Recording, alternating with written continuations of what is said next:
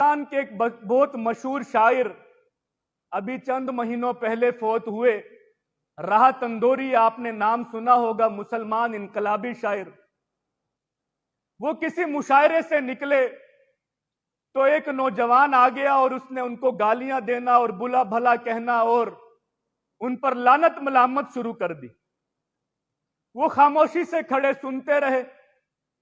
उनके साथ लोग भी थे, उनके मद्दाह भी थे, उनकी तारीफें करने वाले भी थे, उनको बचाने वाले भी थे।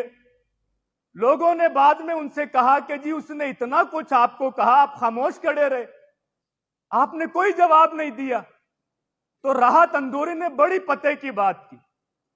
उसने कहा कि मुझे इस मकाम पर पहुंचे हुए 70 साल की मेहनत लगाना पड़ी है, और अगर मैं उसकी सतह पे जाकर एक गाली देता तो 70 साल की मेहनत को एक लम्हा में जाया कर।